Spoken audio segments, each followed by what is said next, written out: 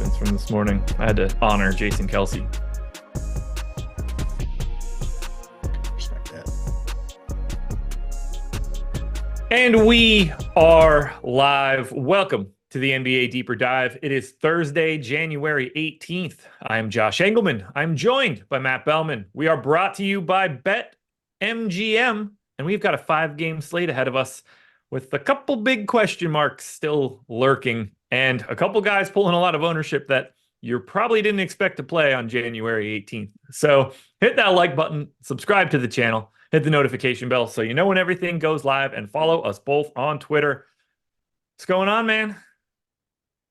Nothing. Weird slate. Aren't they all these days? I was thinking as we were about to come on, but this one, especially with the 2 late games, yeah, at least it should be a decent fun breaking it down with you. That Pacers game is a real pain in the ass right now. At least we got the Halliburton news early enough that like it's just the rest of the team that's questionable, because with Halliburton having that Q tag, it really did create a situation where it was you were unable to have a good idea of what was going to happen for the Pacers. Like any guess you had was just a guess. So at least we're a little bit closer to reality. And the fact that it's Sacramento and a 245 total, like we got an interesting day ahead of us. 2 7:30 games, this island 9 p.m. game of OKC and the hottest team in basketball, Utah Jazz, and then 2 more 10 o'clocks. One, a fast-paced offensive juggernaut matchup, and then you get whatever Memphis is, the G League version of a basketball team, and the number 1 defense with a 214 total. What a weird slate. I like it, though. Yeah, Indiana is just a complete mess. And I'm with you on the Halliburton news, but on the other hand, like so many other guys are questionable. I wish he were just ruled in, because then you wouldn't really have to worry about many of those other guys.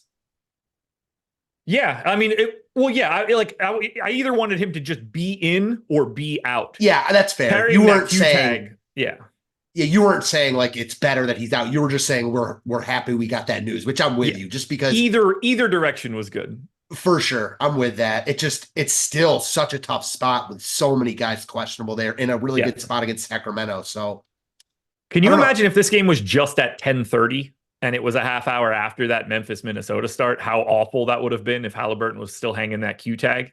But now, like, no matter how that breaks, if that news comes in at 9:30, you've got 4 different teams that you can move around for ownership. That helps a little bit. If that news didn't come in until 10:01 for that 10:30 game, and all of a sudden, like, you ruled Halliburton out, and then you ruled Nembhard out, and all of a sudden TJ McConnell goes from probably not playing to playing 30 minutes, it would have been insane. It would have been insane. Yeah, the Memphis team too. I'm gonna have fun talking about that one. But the other thing is, like, it's not really a slate where you can just like hold out spots for the last game, because you've got New York against Washington, like other really good spots.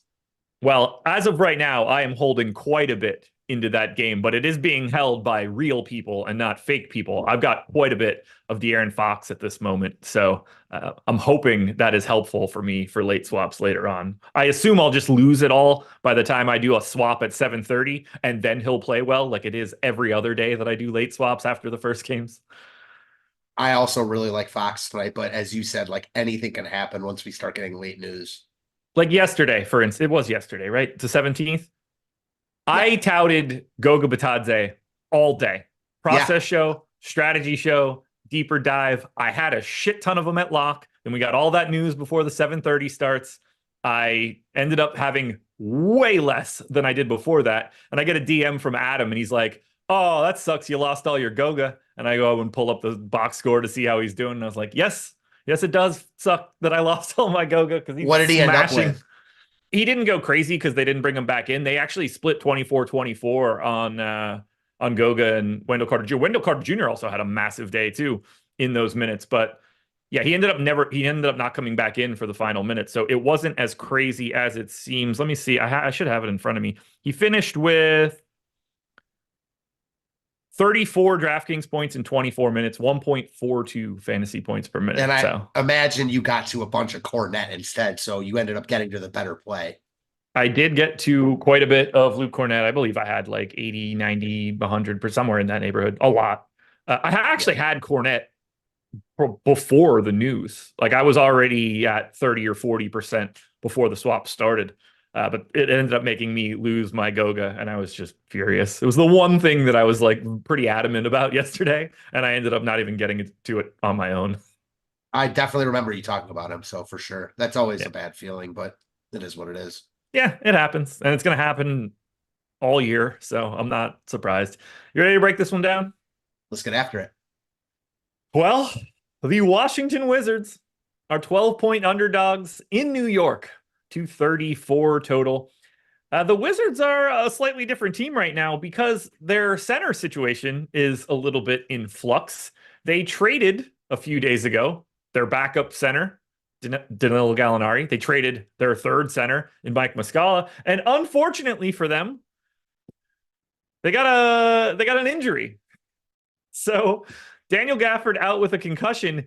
In comes Marvin Bagley III, who is, as best I can tell, the only actual center that exists on this Wizards team. He is currently 4K on DraftKings, 5K on FanDuel, but he also carries the power forward eligibility there.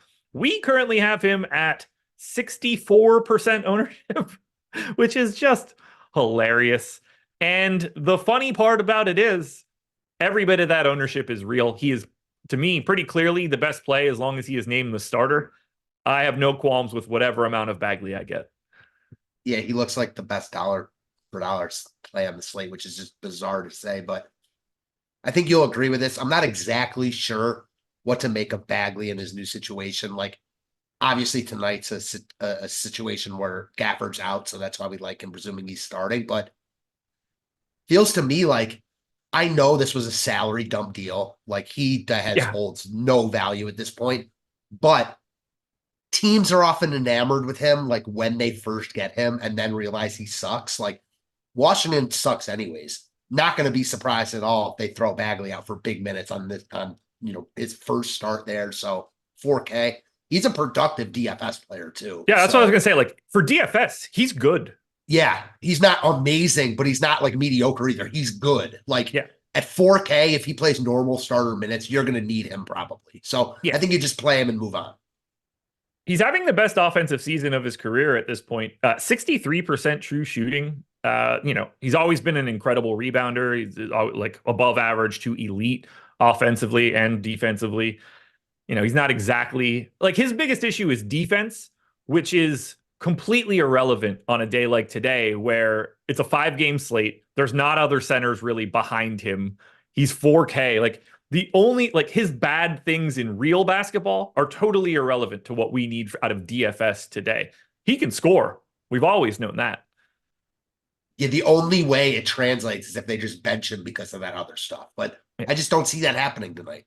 No, neither do I. I don't like if they had another legitimate other center, anybody at all, it'd be like, okay, but are they just going to bench him to play Patrick Baldwin? They didn't seem all that enamored in playing Patrick Baldwin at any point in time before this season started. So like, I think he has free reign to get whatever he needs. Yeah, I don't even know if they can do that. Like New York's kind of big also is the other thing. So like even Bagley himself he's going to get destroyed. But like you said, so I mentioned that earlier today, and Greg brought up a good point. I think it was Greg. Like they suck.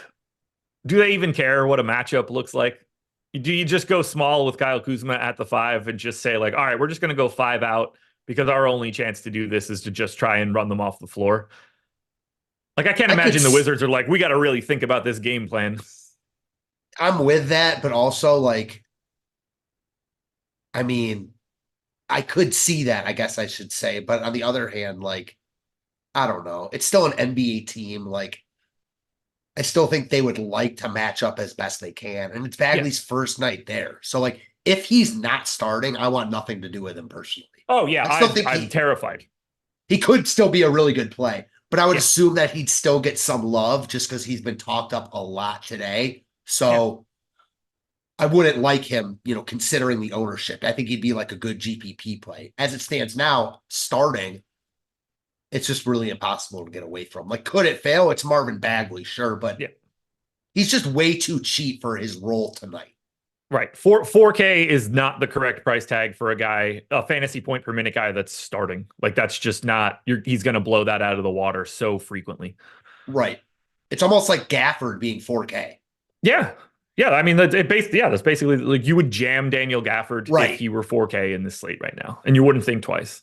There was one slate, must have been over a month ago where Gafford was like 4,900 or something and was really popular and ended up putting like a 50 ball up. So not expecting that for Bagley, but it's in the realm. Yeah. Oh, absolutely. Look, he could play 30 minutes plus tonight. Yeah, because the other part of Washington doesn't care is like, fuck it, we don't care. Let's give Marvin Bagley minutes. Yeah. You know what I mean? If he's not in foul trouble, I mean, 28 makes a lot of sense to me, and anything north of that doesn't seem like it would be insane just for what they have right now. I don't expect it, but I don't need it either. Now, if that does happen, you 100%, like if he can get 30 minutes, it'll be, I can't even imagine a scenario where you don't also have to just like without question have him. Because there's no way he's playing 30 if he's not playing reasonably well. Like they're not just leaving him out there. Oh no. I shouldn't say this, but like if he plays 30 minutes, we're not going to see him score 12 fantasy points. There's your jinx, everybody. I did it. You know what I didn't do though? Play any other guys from the Wizards. The rest of this team does not look very good. There is no ownership coming in on the DraftKings side. 3% to Denny Avdia is the high mark. Denny Avdia is also the highest guy not named Marvin Bagley in our optimal rate, and that's at 4.8%. Do you like anything else from Washington? No, nothing. Even on a 5-game slate, really, really hard to get to anything else. Tough spot. No thanks. Yeah, it's a really weird team because if they didn't have Bagley today, and this was just Daniel Gafford as the normal starting center, we'd probably talk a little bit about, is Marvin Bagley like a guy you can get to in a GPP as the backup center? This team would just look dreadful. On a 5-game slate, we would basically cross them off. Which there's always some merit for like playing guys like that, but I think they'll get ownership. Agreed.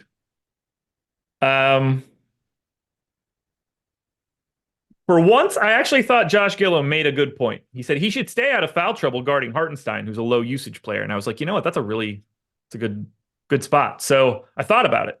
This year, in 1,000 minutes for Isaiah Hartenstein, he is 92nd percentile in drawing shooting fouls. Interesting. Yeah. 20% rate of shooting fouls drawn. What percentage of a player's shot attempts was he fouled? 1 out of every 5 shot attempts that Isaiah Hartenstein has taken this year has resulted in a shooting foul.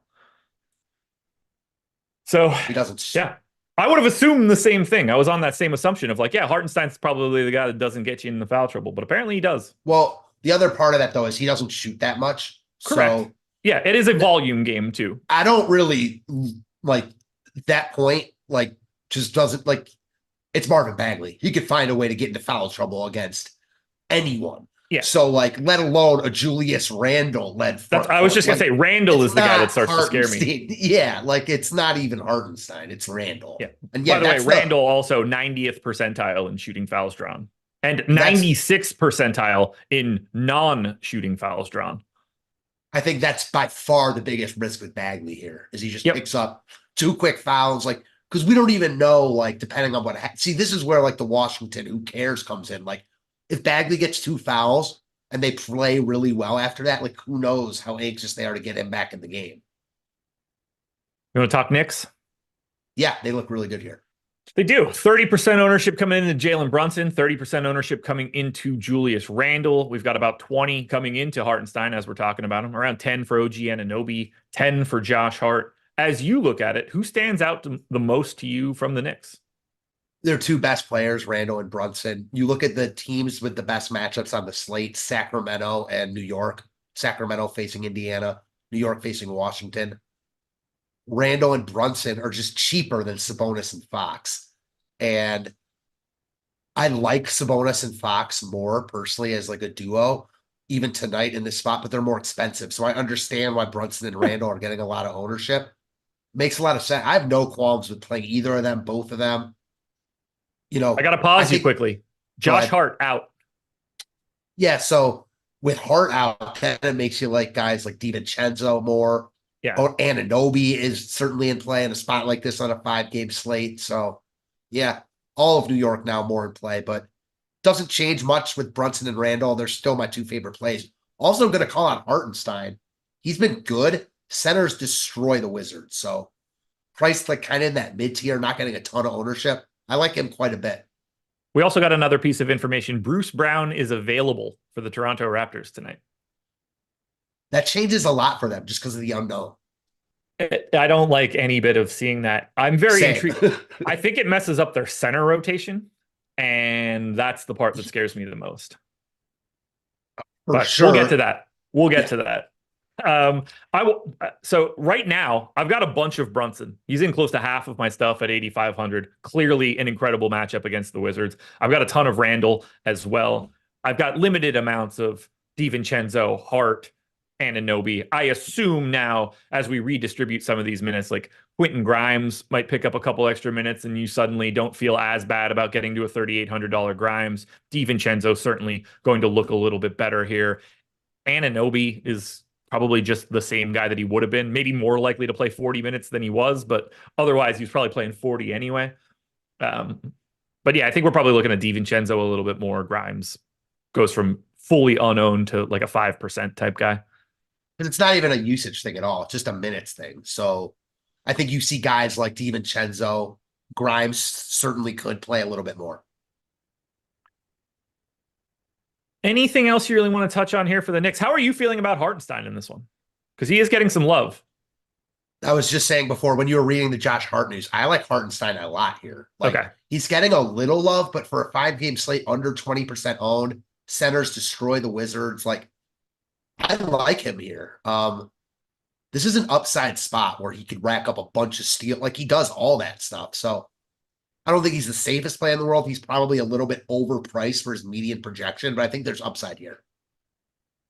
I'm a little under on him, but there's a big reason why that's happened. One, Marvin Bagley is taking up most of one of my center spots. And then I've got another center that's showing up quite a bit above Hartenstein, but it is an incredible matchup for him at this moment and looks good in our tools too. 19% optimal, 19% ownership. Like, he is not some sort of giant negative leverage play. He's in a really nice, and like, look, when you play Washington, they're dead last in defense and second in pace.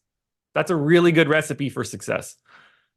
So as far as centers go, for me, he's my third favorite center. I like Sabonis, Bagley, and then Hartenstein. Yeah. Sabonis is expensive, and Bagley is obviously the best dollar for dollar play on the slate. So Hartenstein is like a distant third, but I can make reasonable tournament like points that you could play him over Sabonis or even Bagley. So like, I don't think he's a bad play. I just, probably won't get to him. Anything else for the Knicks?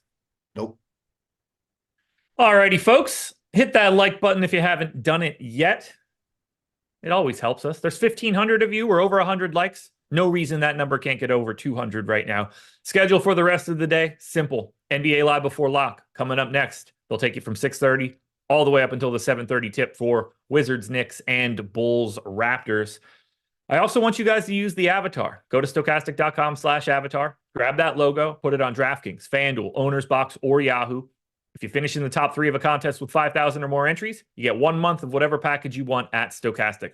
I assume that would be the NBA Sims package. That's projections, ownership, boom bust tool, contest generator, the sim tool itself, lineup generator, premium Discord. You would love the package that you get. Everybody loves a good package. Come on in, use the logo. All you got to do is tweet your result at Stokastic HOF, show the contest, show the lineup, show off that avatar. That'll help. Then we're going to show everybody how you did. That's all it is. Costs you nothing. Totally free. Stokastic.com/avatar. Chicago Bulls, 2-point favorites in Toronto, 227 total. Interesting Bulls setup here. And we have a giant piece of news that seems to be pretty important because Patrick Williams is questionable. And we did have a Q tag on Ayo Dosunmu earlier. He has now been upgraded to probable. But Patrick Williams is a sort of a premier value option for today. He's pulling 20% ownership. Kobe White's pulling 20. DeRozan, Vooch, and Levine are all right around 15. How are you breaking down the Chicago Bulls today? Chicago looks really, really good as like secondary plays. I talked about centers a second ago and ranked my top three. I think you'd be foolish not to at least consider Vucevic like in that group. Still too cheap, playing well right now, ranked really high in our boom bust tool, coming in pretty much neutral as far as leverage goes, getting 16.5% ownership. I like him a lot. The problem is you can only play two centers, as you talked about. So tough to get there. Levine is also too cheap. He's coming in with nice leverage. I like a lot of people on Chicago. Well, the main three for sure. And then if Williams plays, I never like him, but he's 3,700. So sure. Yeah, I have more Patrick Williams than I want to. I almost want him to get ruled out so I don't have him. And I have shares of White, DeRozan, Vooch, Levine. I actually had a lot of these guys earlier today. I don't now. I'm a lot lighter, so I'm anxious to see where this goes. I'm not surprised by that either. Chicago's 29th in pace. Toronto's not exactly a fast team. This isn't the best environment. We've got those two games with 240 plus totals. This one's at 227. So it doesn't look as bad as Memphis, Minnesota, but it's still not ideal. All told, basically any starter is cool with me. Caruso probably a little overpriced at this point, but not pulling any ownership. But if Patrick Williams is able to play today, 3,700 just becomes one of the better value things you can find on a 5-game slate, which isn't exactly a ringing endorsement. No, but it is what it is. And I will say, like, something like an overarching theme with Chicago that hasn't been talked about much. This team, their big three seems underpriced because we're used to seeing them in the 8K range. But with Kobe White emerging as like now a guy who's playing serious minutes, who has usage now, like kind of makes sense for those guys for the other price tags to dilute a little bit, just because White is good. Like there's never been a question of whether he's been good or not. It's just his fit with the other guys they have, specifically Levine. But they're still letting White play a lot now. So it changes the other guys, and it doesn't change their upside on a night-to-night basis, but it changes, I think, their median production. I wonder what's going to happen with Kobe, like the rest of Chicago. Like, Well, it's a I don't matter know of what they're if going to look like next year. Like, is will someone DeRozan take there? Is Levine? Levine there? Is like, who do they end up getting rid of? Will someone take Levine? That's my question to you.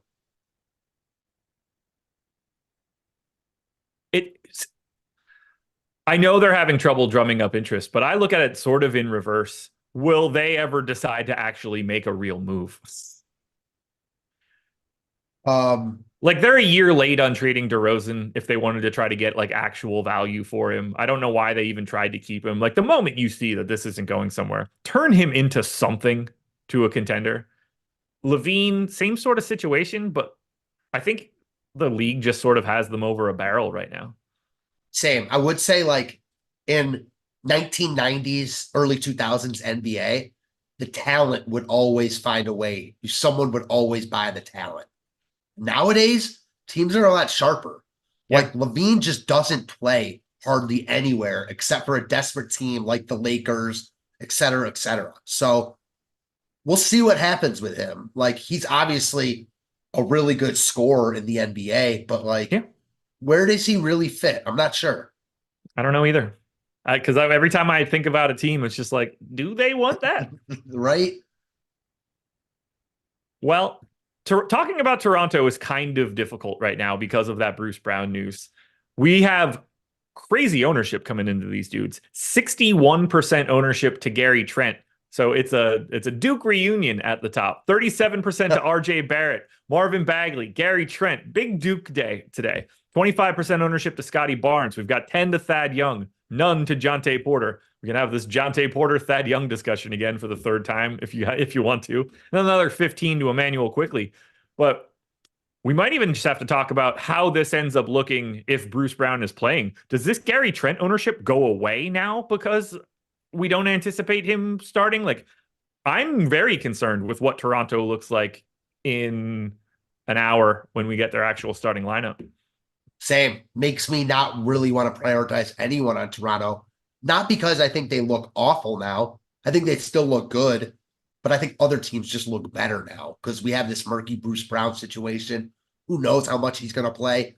Who knows whose minutes he eats into? Like, I think Barrett is still solid, 6,600. Yeah. but I don't think Bruce Brown being in helps anyone. So I don't know. There's other spots I really like on this slate. New York, both sides of Sacramento, Indiana.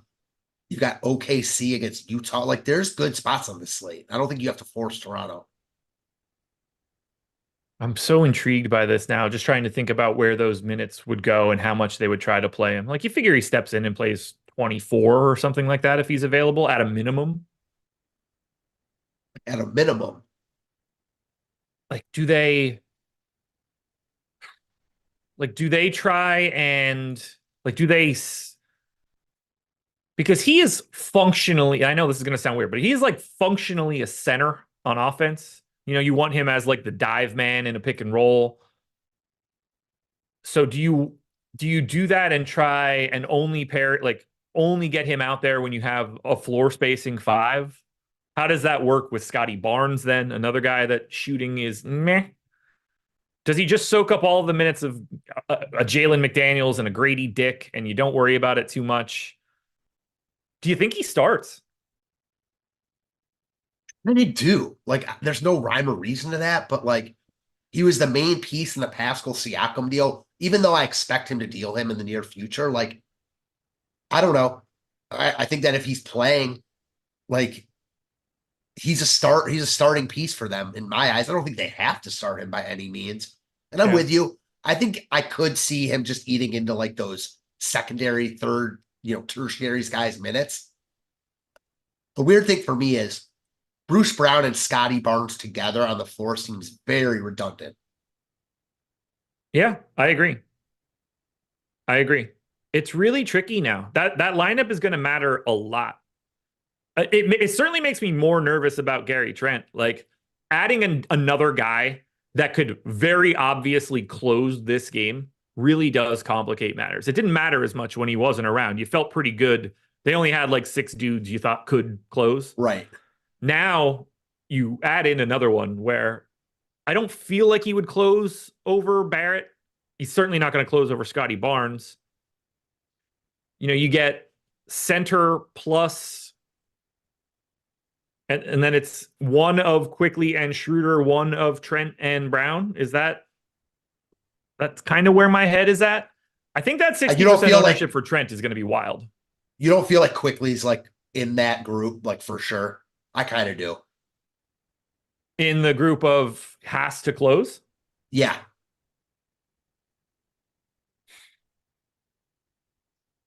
Not necessarily. So the game against the Heat was pretty well over. But they didn't bring Quickly back in and they brought everybody else back in. Like Schroeder was closing, Barnes was closing, Trent was closing, Barrett was closing. Now he had a giant extended rotation across the middle, and this was not a very close basketball game at the time. So that could just be me reading into it too much. I assume he's closing. I think he's at the upper end of this guy is closing when it matters. Fair. I don't think it is a guarantee. Like if Schroeder's cooking, I could see him close over Quickly depending on how the rest of the team is going. Same, but I also think that it's more likely if Schroeder's closing, it's with Quickly. Like, I think Quickly's a guy they want closing. I think they want Barrett, Barnes, Quickly, and then whoever two is playing well that night with that group. Trent shot really well last night. Like, they didn't have as many guys. Yeah, if he's 8 for 9 from 3, he's closing the basketball game. It just you can't take him off the floor. There'd be a mutiny. He's still cheap enough where he can certainly get there, but the shooting guard chalk of a guy like this, now with Bruce Brown in the mix, I'd much like. I think as crazy as this is, I feel much better about the Bagley chalk, like much better. Yeah. Okay, so Bruce Brown, we know that he's there. Is there a piece from Toronto that you're like, I like this piece with Bruce Brown in? No. Okay. I think I'm good with, I'm going to have a bunch of RJ Barrett one way or the other. Guard forward, 6,600. I don't think he's going to be impacted at all just because with that evacuation of Pascal Siakam's usage, it's got to go somewhere. And he wasn't taking as much when Siakam was in, but he obviously has the ability to do so. So I think I'm still good with getting to Barrett. I'm very nervous now about what the minutes look like for Gary Trent because he now has one bigger impediment than he had before. Barrett's definitely the guy because it's unlikely, but it's also plausible that in a month he's 7,500 to 8K with how Yeah. he's playing for Toronto. So I don't expect it, but that's how he's played since he's come to Toronto. What do you want to do with Thad Young and Jonte Porter? GPP pivots off Bagley at best. Yeah. When we had Thad Young at like 20 something percent owned this morning, and I was just running away from that. Now at 12%, I think that's pretty reasonable at 3,900, given the fact that Jonte Porter just picks up 10 fouls at a time, and those minutes just seem to show up for him. 4,600 for Porter. Like, you can see the path where you want to get to him. If he just doesn't get into any foul trouble, he might be live to play 24, 25, 26 minutes. We don't know what it looks like if he doesn't have to play himself clean off the floor. We don't, but I think now you're kind of paying to find out. Yeah. There's just too many other centers I like here. Like now with Bruce Brown, who I could see eating into both those centers' minutes. Like I get it. If I were playing 150, I'd want a little exposure, but that's it, just a little. All right. Anything else for Toronto? Nope. Then we go to OKC. 9 o'clock start. 3.5 point favorites in Utah. 244 total. Tons of ownership coming into SGA. 24% at this moment. 10 to Jalen Williams. Single digits across the board to everybody else. This Oklahoma City team is just generally tough to get to because everybody's always in. For the main five guys, they don't really mess with their rotation at all. They just have stable pricing. But we have more than enough value, particularly at the big spots, to be able to get to a $10,200 SGA in a pretty solid matchup. Utah, average-ish defense, average-ish pace. Sign me up for SGA. Now, that said, I am very light on him, but that is not an indictment on SGA. I would like to have him if I could. Yeah, it's probably that you're just playing a lot of Brunson and Fox. It's not that you're That's not exactly what's happening for me. Right. It's not like you don't like SGA here. He's the most expensive of the three. He's pulling a lot of ownership still. I like Shea a lot here. I mean, I was just talking to someone earlier. Like, it's crazy how Shea has emerged into like legit the discourse right now is Shea or Luka. Like, that's the discourse right now. And I can see both sides, but honestly, you probably have to give it to Shea at this moment, which is mind-blowing if you thought about a couple years ago. It's still Luka for me. That's fair. It's still Luka for me too, just because of the playoffs, et cetera, also. So that's the one. We've seen Luka take over playoff series and succeed at it. And that is not an indictment on SGA. It is just simply a fact that he has not been able to show. We could actually just see that happen, and then it becomes a really big discussion point. But yeah, right now it's Luka for me. But I would also, if I had to give up Luka to you, I would not be upset if SGA had to be my guy. Right, which is just he's that guy. He's on that level now. So he's in play on any slate you play, especially a 5-gamer where you just don't have a ton of elite spend-up options. I do like Jalen Williams, as I do pretty much every slate. Yeah. He's improved a lot, even as the season's gone on, picking up many more assists than he was earlier in the year. I was just reading about that today. So sign me up for some low-owned Jalen Williams and Chet. I love getting to Chet. He's just a fun dude to cheer for. He's one of the most fun guys in DFS to roster. I like it. But yeah, there's not a lot of volume coming out of OKC. No, because like you said, they're healthy and they're priced fairly. The Utah side, we should just shoot this team into the sun when it comes to DFS slates. They all play like 25 minutes a night except for Markkanen. Here's the ownership. 10, 9, 7, 10, 13, 15, 7, 5. Like everybody's around 10% owned except for Akbaji, who just doesn't have it going. Do you have someone that you want to get to from Utah? Because I just have scattered amounts of everybody kind of the same way their ownership looks. And I think that's sort of all you can do. If you tell me that you really like Markkanen, that obviously makes some sense. No, there's not like one guy that I have circled here. I will say I like that a couple of these guys are coming in with nice leverage, specifically Colin Sexton, who right now the number one guy as far as leverage goes on the slate. 14% chance of being optimal, 9% ownership. He's playing really well right now. I don't love it. Playing one lineup, probably don't play him, but looks like a guy I'd want to be over the field on if I were like multi-entry tonight. And I didn't mention it before because the actionable information for us is kind of complicated. Lou Dort is questionable for Oh, tonight. If he ends up out, that's going to create something. I don't have a great feel on what that is. Probably Aaron Wiggins, but like this is a team where you never feel really great about whatever kind of weird stuff Oklahoma City is going to do. That could just mean that everybody gets 4 extra minutes and they all still don't look that great. the only guy I think that I might even consider wanting to play is Isaiah Joe, but everyone else is just, even him, like they're just not going to really have the ball in their hands at all. Yeah. Like whoever gets named the starter immediately becomes interesting as a value play. Right. I do think it bodes well for Giddey because now you're like, I think he's way more likely to play 28 or 29 minutes if you need to, if you already remove one starter. But we got to know, like, that fifth dude, if Dort is out, could really be just about anybody. Yeah, I really couldn't tell you who I think it's going to be right now. Wiggins is a nice guess, but it could be a number of guys. Yeah, I don't feel confident in any of them. Back to Utah, though. So I've got 14% Markkanen, 10 to Fontecchio, 10 to Kessler, 8 Dunn, 8 Clarkson, 6 Sexton. Like I have all of it, but if I had one stand here, I would hate it. Yeah, because I just don't trust it. Yeah, it's like a team that if I were, again, multi-entering, I'd want to be over the field on a couple of these guys, but in one lineup, hard to click any of their names. You know what I mean?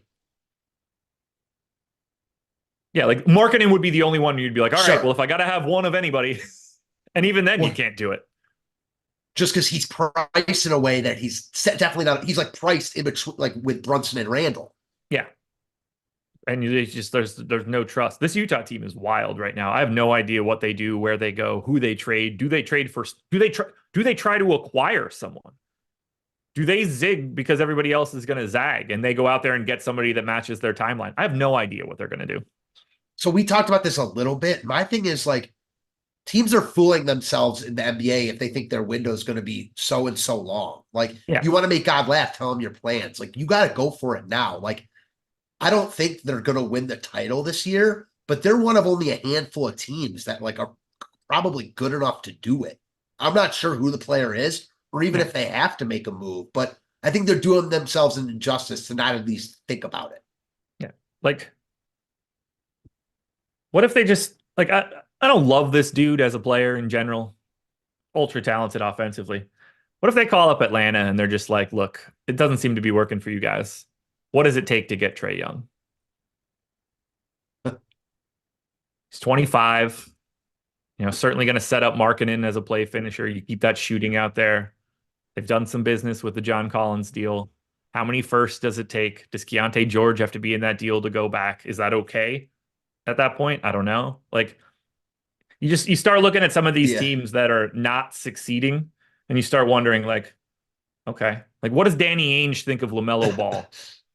I'm with you. I have to pause you real quick though, because I'm an idiot. When I was just talking my whole soliloquy a minute ago, I was talking about OKC. So Utah definitely doesn't have enough talent to win a title this year. Like no, they do not. No, they do like not. No chance. So I'm glad you probably weren't even listening to me, so you couldn't correct me. But yeah, Utah is an intriguing team with a lot of pieces. I love Will Hardy. So like that's one thing they really got going for them. Yeah. Is Josh high on ketamine again? First of all, never been high on ketamine. Second of all, I wish. What else did we see? What else did I see here that I wanted to mention? I saw a good message and now I don't know where it is. I don't know. I lost it. You're not into I saw something that I wanted to touch on. I don't know what it is now. I was going to say you're not a Special K kind of guy. I mean, I certainly would be, but it just hasn't been in my presence. I get that. Yeah, trust me. There's a lot of things like that for me. Yeah. Yeah. I have nothing else to say here for Utah. Same. They're all in play. Certainly no must. Other teams look better, but on a 5-game slate, all of a sudden, If Marketing puts up like a 50 ball and outscores Randall and Brunson, you're in a good spot. All right, folks, BetMGM, the sponsor of this show. They want you to hit the like button. That's easy enough. 2,100 people in here, 200 plus likes. That's a big thing for them. They also want you to sign up. If you're in a legal sports betting state, bet $5. It's an incredible deal, honestly. Bet $5, get 158 in bonus bets. Super Bowl 58 coming out. This is going to be their promotion. Two $50 bonus bets and a $58 bonus bet. Worst case scenario in this deal, you lose the $5 bet from the beginning and you lose all three of your bonus bets. But you're only out $5 of your own money to start. That's not so bad. You win one or two of those bonus bets and you're starting your bankroll off in a really nice manner. It's that simple. All you got to do is click that link. You see the picture on the screen. You got to be 21 and over. And if you or someone you know has a gambling problem, please call or text 1-800-GAMBLER. The Memphis team, 12.5-point underdogs in Minnesota, 214 total. We're getting a little bit of ownership coming into GG Jackson, who is currently projected for 51% ownership at 4K, power forward only, 13% to Jaren Jackson Jr., $7,600 power forward center. They are the two guys that I'm getting to. I have 64% GG Jackson at this moment. What are you doing with whatever this Memphis team is? So real quick side note, is he listed as GG Jackson anywhere you're looking, or do you just know that's his name? Because that is his name. He's GG Jackson in my data source, and then he's Gregory Jackson in like a bunch of other sources. He's Gregory Jackson pretty much everywhere I've seen, but he's GG Jackson. That is his name. Yeah. Huge fan of his game. Don't want to be like overhyped on him, but I am, and he's too cheap. You know, if Bagley weren't there, he'd be the top value play on the slate. I still think he has higher upside. Like his game was built for the NBA. Huge fan. Memphis, I mean, they're at the point now, like, why not let this kid, play big minutes, which they've shown the past couple games. They're not playing bad either. Like, yeah, give me all the GG Jackson. No one else on Memphis. Sam Van Dam with the super chat. I got to touch on it. Speaking of Special K, y'all remember that PC game Dope Wars? Dude, I still play it from time to time. So yes, very much remember it. But I don't necessarily remember it as much from a PC game. I had that bad boy installed on my calculator. That's amazing. You seem like someone like back in the old days, like that would mess around. Do you remember like AOL Proggies? No. Where you'd like be able to like shut down like other people's like AOL accounts. Oh, yes, 100%. Definitely did that. Definitely 100% did all of that. Havoc in particular is the one that that jumps to my mind. Yes, I did that 1,000,000%. Totally forgot that was a thing. So good. Oh man, I totally forget. Yeah, I was deep in those channels when I was like 14, just running the internet. Mm-hmm. Mm-hmm. GG Jackson, Jaren Jackson are the two guys you should get to. I think everybody else, though, is at least viable. Zaire Williams at 3% ownership looks interesting to me in a GPP. Tillman's going to play big minutes at center. He's only 5,500. No problem going there. Vince Williams at 6,100. Happy to go there. He's probably going to play 35 minutes. Roll the dice on Aldama. I think that's viable. Kennard, viable. These guys exist. But I think the only priorities are Jackson and Jackson. That's fun. Yeah, for sure. All right. Minnesota side, pretty easy to talk about here. 20% ownership to Anthony Edwards, 10 to Karl Anthony Towns, 10 to Rudy Gobert. Not too much that we need to worry about for this one. Everybody that's normally in is in. And those are the three guys that I like getting to. I have a little bit of Mike Conley as well, but right now, 11% own Karl Anthony Towns in 22% of my lineups. That works for me at 8K. Yeah, Minnesota's still too cheap. We saw it last night. They smashed against Detroit. I mentioned it at the beginning of the show yesterday, and then we got so much news, I ended up not playing it. You could have played Towns, Edwards, and Gobert last night and been in really good shape. Now, obviously, Cornette came out as a cheap center, but Gobert smashed, Towns smashed, Edwards smashed. None of them were like, you have to play them, but they were all really, really good. I could see the same thing playing out tonight. Like, they're all just too cheap for their upside. and for their median projection. Like, there's other really good plays on the slate, but Minnesota stands out. And the other part about Minnesota that's nice, game doesn't start till 10. So you get to wait out the news for the last game, which is my favorite game on the slate. It sounds like yours too. It's going to be an incredibly interesting game in some way, unless we get every single Q tag in, and then it's sort of like mutes what the Pacers can be. But I have a feeling we're going to get, like, being ready to make those swaps before 10 o'clock is going to be very important. I say we just get into it now. Let's have this conversation. Indiana Pacers, 8-point dogs in Sacramento, 246 total. And here is the list of Indiana Pacers that we need to deal with. And let's see, 530 is the most up-to-date injury report. Kendall Brown, questionable G League. Halliburton, technically questionable, but we did get word earlier that it's not looking like he's going to be playing today. Q-tag, Benedict Mathurin, ankle sprain. Q-tag, Andrew Nembhard, late add to the injury report. Thoracic spine sprain. I don't know what that is, but it sounds horrible. Aaron Nesmith, questionable. Left tibialis strain. Pascal Siakam out, not with the team. I don't know what Bruce Brown was doing. Maybe it's harder to get to Toronto. Yeah, it is in Toronto. Obi Toppin. No, that would be reverse. Should be way easier to get to Indiana. Obi Toppin, questionable, calf strain. Didn't practice yesterday. Oscar, whatever his name is, also questionable G League. And then Isaiah Wong, also questionable G League. Now, clearly, we have no idea who's actually playing. And the way that trickles down becomes impossible to talk about. I can say this one pretty safely. If Andrew Nembhard is out, please get yourself quite a bit of TJ McConnell at 5,900.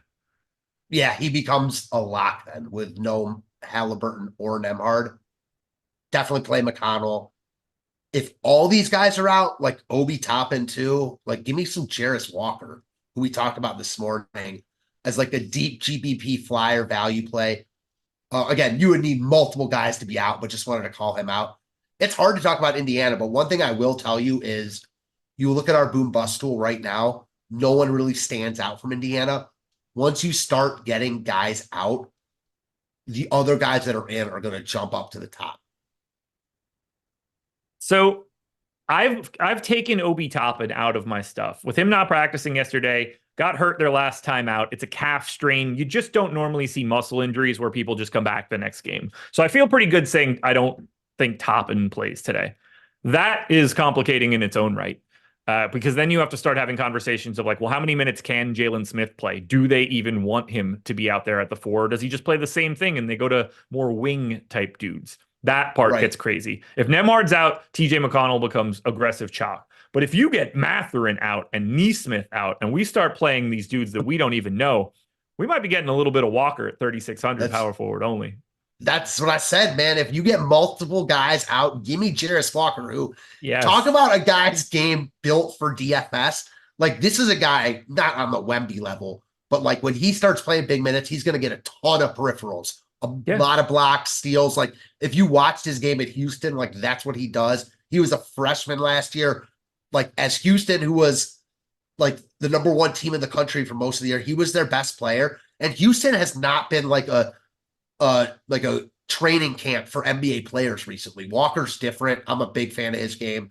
I'm hoping that like a ton of these guys are out just so I can play him. So let's just hypothetically, like how do you feel about someone like Buddy Hield today, who isn't on the injury report right now? Because he's 6,100 shooting guard, small forward. If everybody's in, I don't think he's all that great to get to. But if you hemorrhage, like if Benedict Mathurin is out, then you have to have a real conversation about what Buddy Hield looks like. Yeah, so Buddy Hield, right, all right, this is going to sound weird. Might sound weird, but right now he's a lock for me. Because if guys are out, then he's a lock. If guys are in, then I can move him to someone else who becomes a lock. So I think right now, playing Buddy Hield makes a ton of sense. Not because I'm definitely going to end up playing him, but because I want that roster space, and he could end up being one of the best plays on the slate if all guys are out.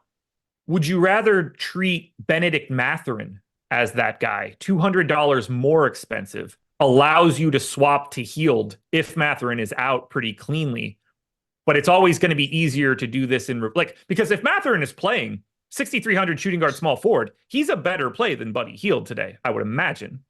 Yes, but I like both of them in like that same mold. So I think if you're playing one of them like that, it's Mathurin, because you can always go from Mathurin to Hield. But I think you see, like, I want as much Indiana as I can get just for the, for the roster, maneuvering. So I think both of them look like really good plays right now. I'm so intrigued by it. I think, like, if we get that Toppin news, that's a giant piece. And then if we happen to get the Neesmith news, that next trickle down piece becomes a situation where, what do we do with like a $4,200 Isaiah Jackson, who's likely to not get a ton of ownership, but probably just be the straight backup to Miles Turner? And he could double Marvin Bagley's score. Like, I don't project that. I wouldn't expect that to happen, but Jackson's a better fantasy producer than even Bagley. He is 1.19 DK points per minute over the past 30 days. In my model, he's a 1.1 guy, which is about a tenth of a point ahead of Bagley. And he is going to be like really, really low owned, no matter what, because of Bagley. So that's intriguing. Really hard to get to if you're making like a small amount of lineups, but if you're multi-entering, I think the more space you have, the better. With the amount of lineups that I have right now, with Sabonis, and like I've got a lot of Sacramento. If I have lineups that aren't doing very well, that like don't have Bagley already, I could see my late swaps having a lot of like getting to Isaiah Jackson as the path to try to increase any sort of ROI, where it's just like, all right, well, I guess I have to take a flyer on the opposite center, like try to get that unowned, similar 4K type dude. So I can see Isaiah Jackson becoming the pivot you're looking for at 10 o'clock. Easily. I mean, for right now, it's really difficult to talk any further about Indiana. If you're playing today's slate, you do not have a choice today. You have to be around between 9 o'clock and 10 o'clock to make these changes. 100%. Assuming we don't get that news in the next hour, obviously. I doubt we will. No, I don't know.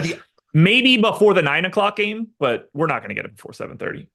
Maybe the other part that you kind of alluded to is like Sacramento is in the better spot. They just don't have the injuries, so like they're not as pertinent to talk about, but you can easily just fill your lineups with Sacramento guys too.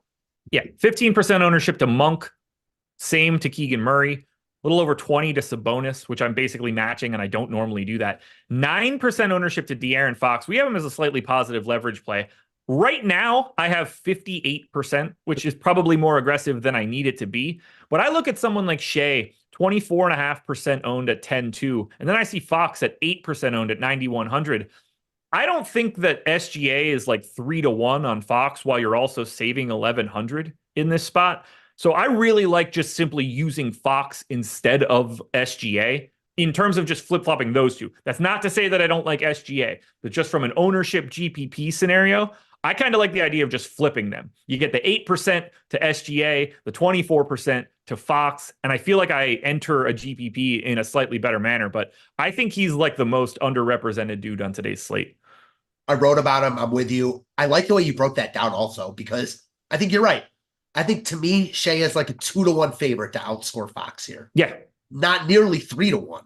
Agreed. And you're getting massive savings. And the big part for me is the matchup for Fox. Like, this is an upside spot for Fox here. Really, really like him. Really like Sabonis. Like Monk a lot. Think you can use a roster spot and take a gamble on a guy like Sasha Vezenkov, who got run last time out. This is just such a good spot for Sacramento. I don't know. I was doing this is so funny. Whenever they played last, must have been a couple days ago, I was doing some deep diving and came across some of his like EuroLeague videos. And then of course he got minutes that night. Are you familiar with his game at all? A little bit. Like no dribbles at all?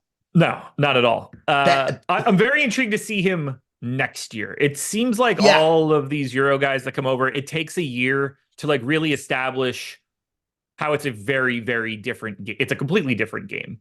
And I like his raw skill set. I watched a little bit of him coming in because I thought that he was going to get a little bit more run this year than he is.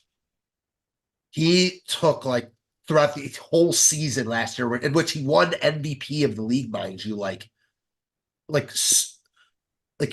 18 dribbles a game, like something crazy.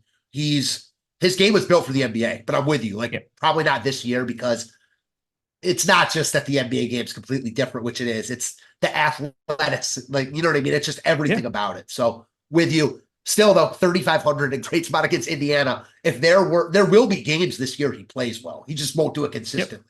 He won't get consistent run, et cetera, et cetera. No. This is a spot where, like, I mean, anyone could eat against Indiana, right? Yeah, 27th in defensive rating, 4th in pace. So yeah, and, I think that, one of their premier perimeter defenders no longer on the team. Yeah, I mean, just load up on Sacramento. One quick caveat on like this: we had talked about the Siakam trade yesterday. Yeah. The more I think about it, the more I do like it for Indiana. First off, you made some really good points about the package they give up. Isn't quite as appealing as how it looks on paper. Second of all, I was a little bit worried just in what I thought the fit was going to be. But then you look at kind of like some of the advanced metric stuff, like in the fast breaks, Siakam has the highest field goal percentage in the league. Yeah. Halliburton has the highest assist percentage in the league. That just seems like a match made in heaven. So I'm buying it. Not for nothing else. And when you're a team like Indiana, you have to make a move like that. Look, his contract is going to be awful for sure. Yeah. That, if it's a 4-year, that's the NBA now, though. $60 million deal or whatever that ends up being. Like, is that going to be a fun one when he's 33 at the end? No, but you're not signing him at 33 and he's 37 at the end of it. Like, it's not a death sentence, or at least it shouldn't be. No, and honestly, that's the NBA now. Like, you look at there's that like Zach LaVine. I mean, I think that Siakam's contract will age better than LaVine's, but neither of those guys are like max players. You know what I mean? But you have to sign them. Yep, they're max players because they become free agents at the right time. Yeah, and you just can't lose talent like that for nothing in the NBA. No, you can't. Or you become Toronto and you don't get anything for Fred VanVleet. Yeah, which I'm you know what? I like it from both sides because in Indiana, I'm always about, especially mid-market teams like Cleveland, Indiana, making moves like this that they don't seem clean. They might not be workout perfect, but you're taking a shot. And then from Toronto, they learned their lesson from VanVleet walking. They now loaded up on young players and picks. Really like what they're doing. And they're still not done. I'm curious to see what they end up doing. But at some point, and I heard, and then we'll go, I know someone. Patrick Williams, available to play. Nice. And I really like what Toronto did just in terms of meshing young players and picks. Because at some point, if you get too many young players, like you're sacrificing the young players you already have, plus just cannibalizing each other. Same thing where if you have too many picks. So I like what he's doing there. You and me both. We're done here, man. Hour up, hour down. Didn't take long. Felt like we were here for 5 minutes. Yeah, I could keep talking, but I won't. Well, we will turn this one over to NBA Live Before Lock. So thank you to Jordan for producing. Thank you to BetMGM. You don't have to go anywhere. Stay right here on this stream. NBA Live Before Lock is next.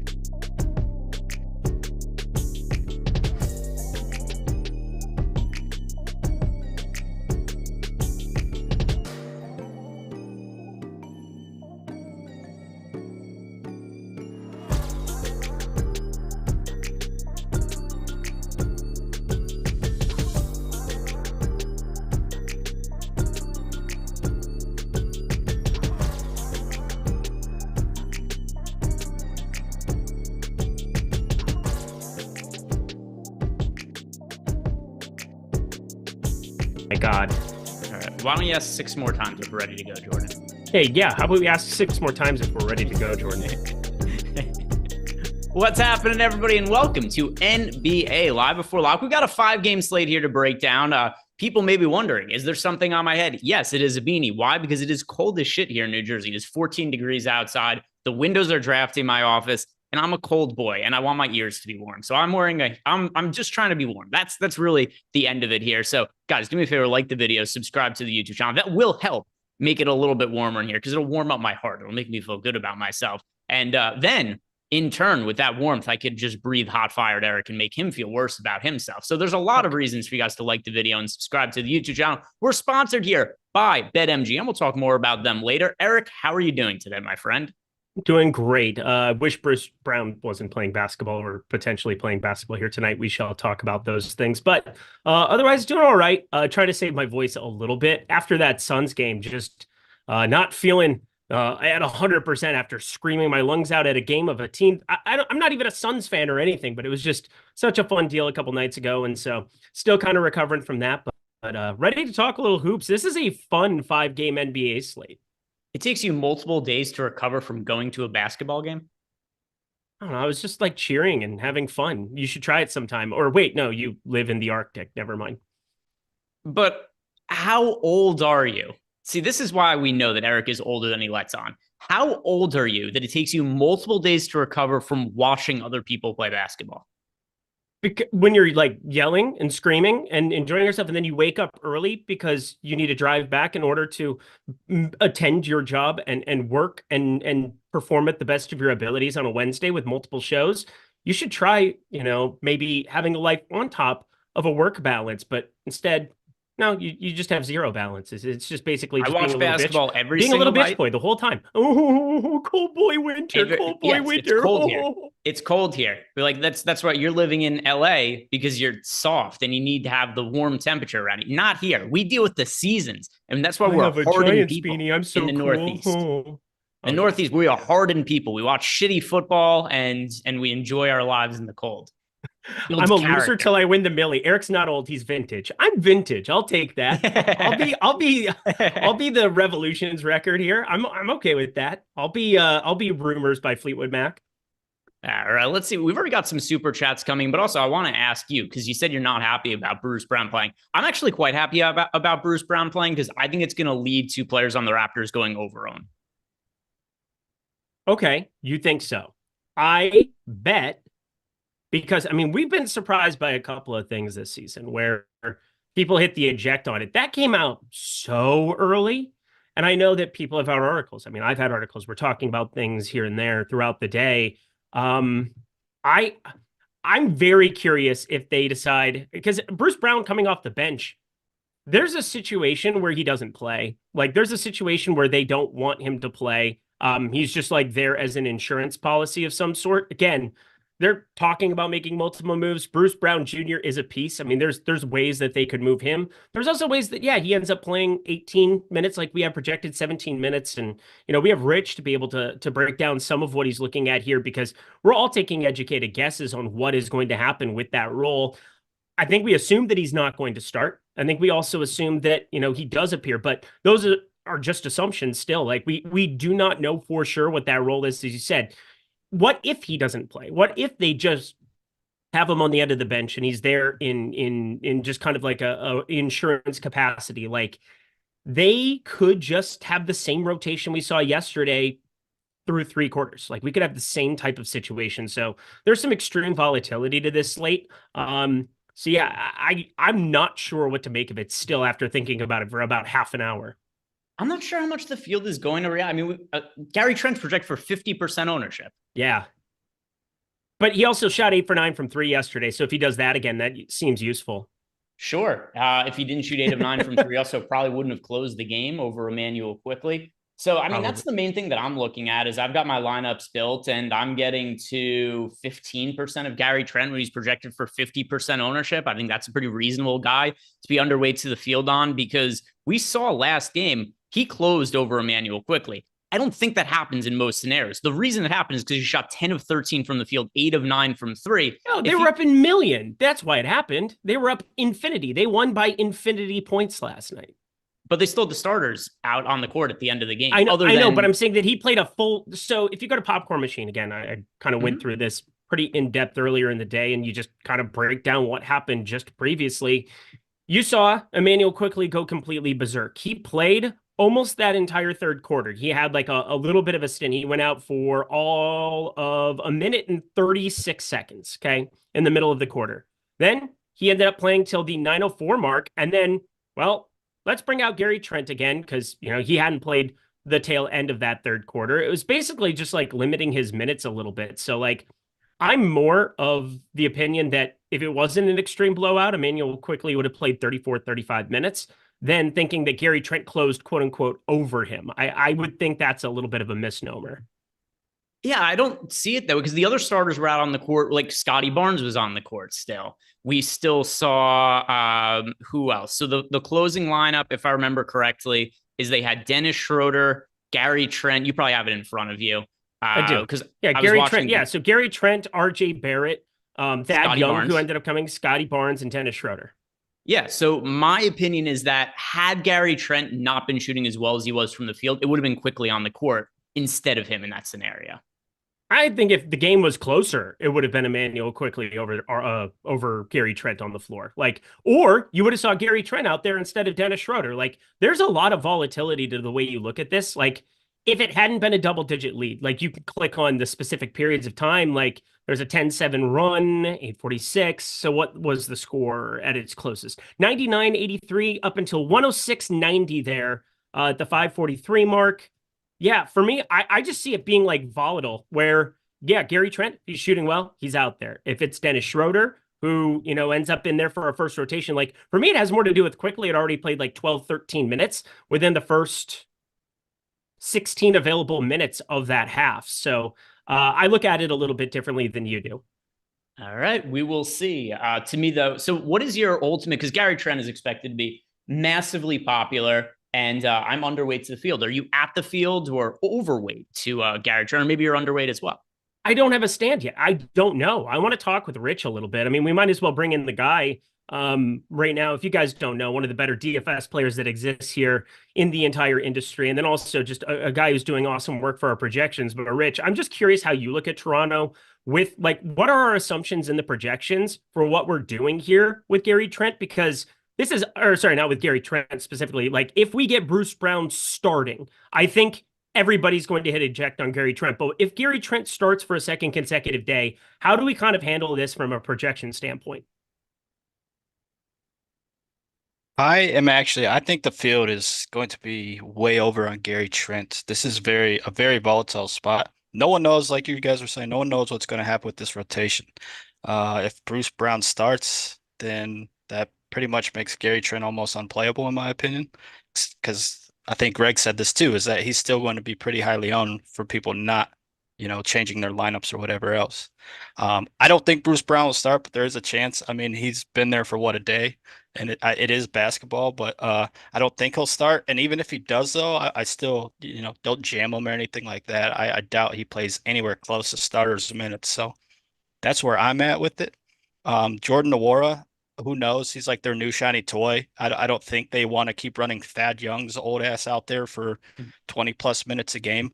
And Nora is the same size as him in terms of height and length. So maybe throw a dart at Nwora for like a GPP play. But yeah, there's nothing too exciting here. But no one really knows what's going to happen with this right now. So.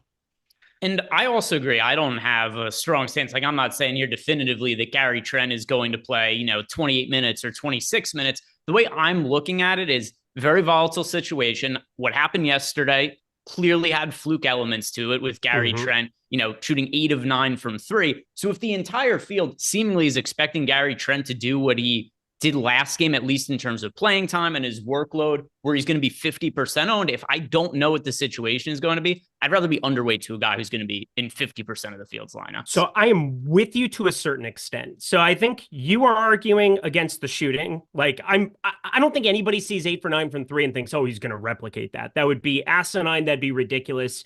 Maybe somebody out there does, but for all intents and purposes, I don't think that's the issue. What I'm looking at is what is the other value available to us here on this slate? Because there's a lot of moving parts later on with Indy. We obviously have Nembhard, who's questionable. We have Benedict Mathurin, questionable. Aaron Nesmith, Obi Toppin. Lots of ways that things get very diluted there in Indy. And I'm just kind of upping exposure to them and Sacramento as a result of that. But I think when you look at value that exists here on this slate, and I'm not going to say that this is like a Sam Hauser or Luke Cornett situation, which, by the way, Lee, just an absolute from the clouds call that ends up, 50% of the field still got to him. But having 100% Luke Cornett was awfully fun yesterday. But as I look at the board for today, I still think Gary Trent, if people are going to hit eject on him to such a large capacity, he's still 4,300. There's still volatility to how things work out. And for me, as you said, you could be borderline unplayable. I don't know if I necessarily look at that. He's borderline unplayable at 49%. And if you do not think everybody's going to hit eject on him, then that is the right way to look at it. There's no doubt that I would want to have 0% if he's like 40%. But if we get this starting lineup with 40 minutes left or 30 minutes left in the show, and we run into a spot where Bruce Brown is starting, I might still have some Gary Trent in my life if we see him sub 20% because the price point and the shooting has a way of playing itself into a closing rotation in some capacity. I also look at the blowout script of last game. You're not going to have a Toronto up 15-20 on Miami very often type game script. It was pretty fluky as is. So I think some flukier stuff tended to happen with some of those rotations. Time will tell, no doubt about it. And Bruce Brown, whether he starts or not, will tell a little bit here too. But I don't know if I feel like playing 0% of him, even in a bench role. Yeah, I've 15% of him right now, and that is assuming that he starts and just is going to be overowned at 50%. By the way, people are bringing this up in the chat, Eric. Your camera is doing crazy things to your sweater. Really? Yeah, it is. Ooh. It is like radio. It looks like radio. No, don't take it. Good. Yeah. All right. Yeah. Right. Zip it up. They're going to take it off for there for a second, but it looks like it looks like radioactive. It's glowing. You look very fancy. No, let's get to your my guys. My shirt is the nuke of the night. There you are. Yeah, literally, it is. It might explode at any given moment here under that camera. Let's start answering some of these questions we have in super chats. Jordan, help me out. Of the questions that have been asked here, which ones were answered on the last show, if any?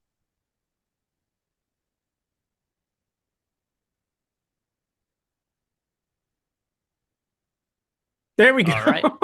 So let's let's shout out Guitar Z-Man, who gifted out 5 YouTube memberships. Guitar Z-Man, we appreciate you. And then a Corey Bomber who left a super chat. This is actually pretty funny. Corey Bomber, a super chat that says gifted 100 stochastic memberships. Not actually gifted that, but he left a super chat that says he gifted 100 memberships. Clever. I like that there, Corey. Sam Van Dam says, speaking of Special K, you all remember that PC game Dope Wars? So that must be a reference to the last show because I have no clue what the hell you. Okay, so I'm out of the loop on what that super chat is referencing there. But here we finally got a basketball question in the super chat from Phil Senzig. Lotion play of the night. Who puts the ball in the basket tonight, Eric?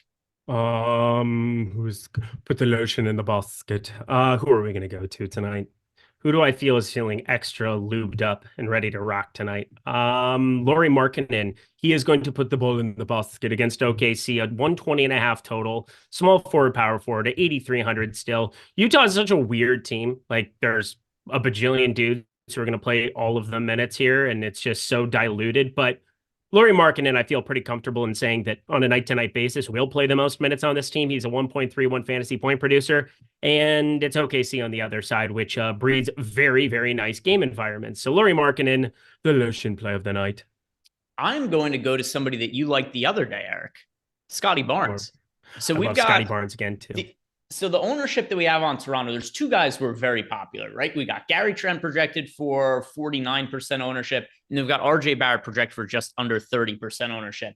Who the field is not really playing relative to the size of the slate is Scotty Barnes with sub 20% ownership, and I'm well overweight the field on Scotty Barnes. He is currently my most rostered player from the Toronto Raptors. So I think this is a good way for myself, who, not to rehash the same things, but I'm looking to get away from Gary Trent today. And with that being the case, who else is somebody on Toronto that could potentially score and have the ball in their hands as opposed to Gary Trent?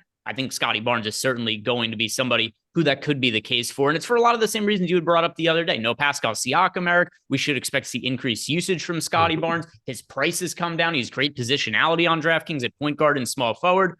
But that's not somebody who the field is really getting to at the rate that I think they should. So Scotty Barnes, lotion play for myself. Are you on Scotty Barnes tonight? Yeah, he's in my single entry lineup. So yes. There we go. Good man.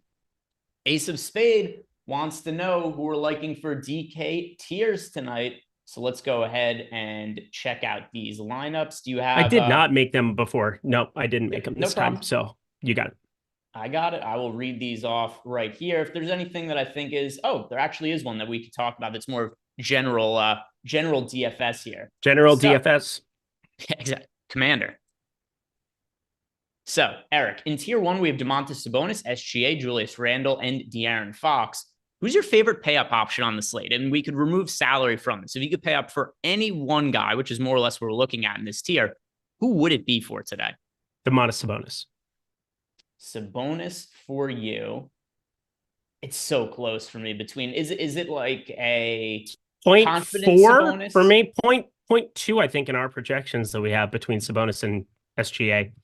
It's so close between Sabonis and SGA. I really think it's just such a good spot getting Indy. I think that's kind of what I'm looking at. I mean, Utah, despite themselves, can bring in a lot of fresh bodies to try to at least create some type of issues for SGA. SGA is going to get his. He's going to get his whenever he wants. That's kind of the name of the game. But like the whole point of having Chris Dunn out there, it's not to put the ball in the basket. He is not the lotion play of the night. Keontae George, confirmed, also not the lotion play of the night. Colin Sexton, we've seen some defense from time to time with the young man. Jordan Clarkson, he sucks. But everybody else is basically out there to create some kind of havoc there on SGA's life. And not that they're going to do it completely, but like there is zero question that the way that Sabonis goes about it, Indiana gives up the most points in the paint out of any team in the NBA. Like there's going to be crazy pace to this game. And I just prefer Sabonis ever so slightly for just talking straight up between the two. I'm going to go slightly towards SGA. I don't think you go wrong with SGA or Sabonis in tier 1. Both really strong options. I have a slight lean towards SGA. Totally understand both sides of it there. Tier 2, that is going to be Jalen Brunson for me tonight. Tier 3, Anthony Edwards, who yesterday, all of the new plays were pretty strong because I had Anthony Edwards, you had Donovan Mitchell, and then we had Lee was on Luke Cornett. All three of them had strong games yesterday. Just the nukers of the Nightsies. We just we nuked it all. So tier 3, I'm going with Anthony Edwards there. Tier 4, so something it looks like I'm going to be on the wrong side of. I was fairly confident the Timberwolves were going to sit Rudy Gobert and Mike Conley today. Tail end of a back-to-back, good matchup against the Memphis Grizzlies. The last time we saw them playing a back-to-back, they sat both Conley and Gobert. So I was looking at that thing in another spot where it seems reasonable to rest some guys. It looks like they are not going to be doing that. So Rudy Gobert is in this tier, and he is the player who projects the best, but I still do have some reservations that they might limit his minutes a little bit considering how they played the last back-to-back situation. Did you look at my betting card? I'm on the under of 14.5 points for Rudy Gobert. I think it's a really good spot to take that little wager. I'm in the same capacity there. I thought that they would end up playing Mike Conley, former Grizzly. We all know that. But Rudy Gobert's been so good defensively. And, at the end of that game, these guys just look different. This is not the Minnesota Timberwolves that I know. Like this is a very, very good basketball team. I know he played 38 minutes last night, but yeah, I'm with you. I think limited minutes could definitely be coming his way. They were pretty apprehensive to have Naz Reid out there for another shift. He still got to 23 freaking minutes when you look at it, but there are lots of ways that this gets wonky, and Rudy Gobert under 14.5 points is a pretty good spot.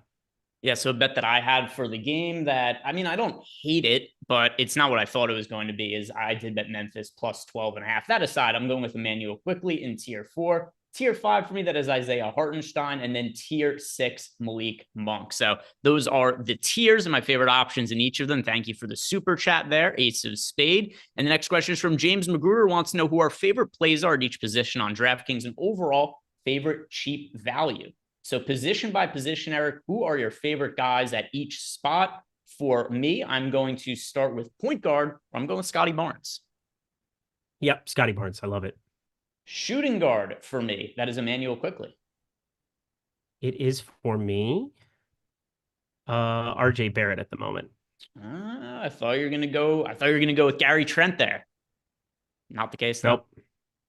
Small forward. I said I'm having a tough time. I'm waiting for this starting lineup. That's going to help out a lot. I assume the starters are going to be the same as last time. We'll see, though. We'll see. I don't. There is a very good chance. I would say it's a coin flip. Bruce Brown ends up starting. I had no idea that Bruce Brown would be playing. And as such, if he starts, I mean, that's just going to create a headache. I know we don't have him in projections. I'm looking at other places where they have Bruce Brown for 28 minutes. It's like, it feels closer to a coin flip than you probably think. But I'm with you. If you made me pick a side, I would say him, but I'm just kind of torn on what I want to do with Toronto. I certainly did not expect this morning when Josh and I were doing the strategy show and we were talking through the potential. I never thought that we were going to see Jordan Noir and Bruce Brown active this quickly. Didn't think that was going to be the case, but they are. Small forward for me, that is Patrick Williams. Patrick Williams. Nope, RJ Barrett. I'm a liar. Okay, power forward for me, that is Gregory Jackson. Whoa, I am for real. Gregory Jackson.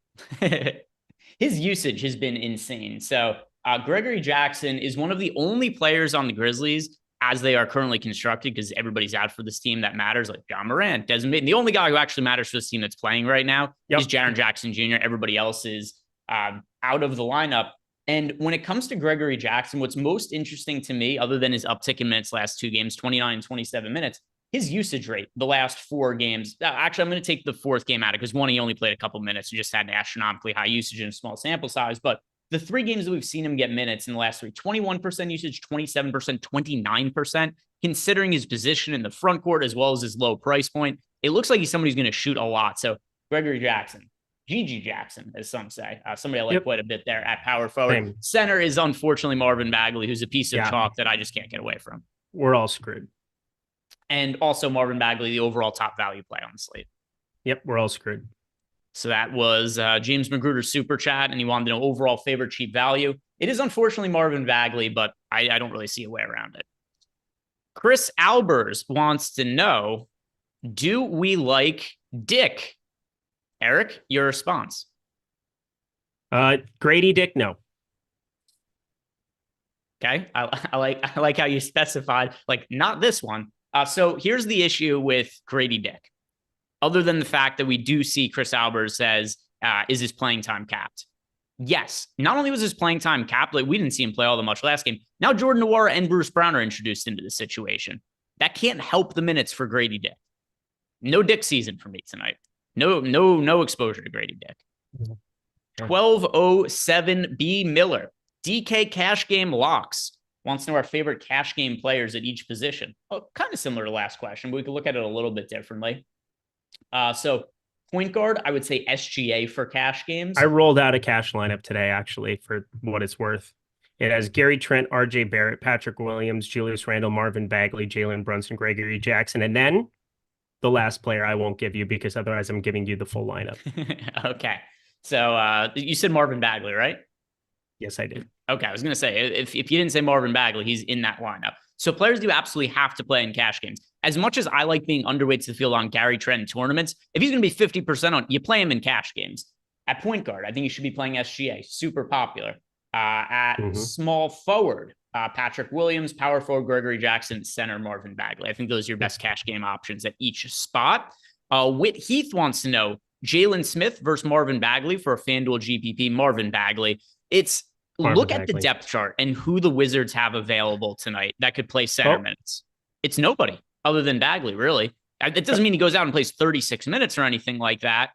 But even if you're really conservative with minutes, you could say that you think that Marvin Bagley only plays 24 minutes today. And they fill out the center minutes with whoever else, right? They play small ball Bagley lineups. starting. Like Anthony, what's that? Bagley starting and then Trent starting. Same starting lineup from Toronto. Yeah. So, and we'll talk on that in a second. But first, the finishing up the Marvin Bagley question here and the relevance is, so Marvin Bagley, regardless whether he comes off the bench start or whatever the situation is going to be, look at the depth chart for the team. I don't see how they don't play Marvin Bagley some significant amount of minutes. And you could be as conservative as you want. You could say 24 minutes for Marvin Bagley. Even if you only say 24 minutes from him, makes him one of the top value plays on the slate because he is a guy who scores right around a fantasy point per minute. It's a negative matchup on the road against the Knicks. Good defense, down pace matchup. Even that aside, you give 24 minutes to Marvin Bagley, one of the top value options on the slate. And then if you only give him 24 minutes, you start to look at the other options, and it's like, who are they going to play at center? They've got Patrick Baldwin. They could go really small, and they could play Anthony Gill center minutes or Kyle Kuzma. But there's just no way to not carve out a decent amount of minutes for Marvin Bagley, who, as much as he sucks in real life, is serviceable as a fantasy producer. So if there's any sort of 1v1 today involving Marvin Bagley and somebody priced reasonably around him, the answer for me is going to be Marvin Bagley. Yeah, I'm just playing 100% of him. It is what it is. So let's go back and talk about some of these starting lineups that just came in, Eric. And do you have anything else to add about the Wizards, by the way? I feel like it was kind of covered right there with Bagley starting. Going to be a massive chalk today, but for good reason. I think you guys should be playing him. Yep, Marvin Bagley, there's no reason to get away from it. You put him in for 22 or 28 minutes, it doesn't matter. I've changed the scale on his minutes projection constantly. I'm going to get 100% of him no matter what I do. We are all screwed. I just keep saying it over and over again because we know it to be true. And for the Toronto Raptors, their starting lineup, quickly, Trent, Barrett, Barnes, Jonte Porter sticking in the starting lineup. Is he going to be in the closing lineup, though?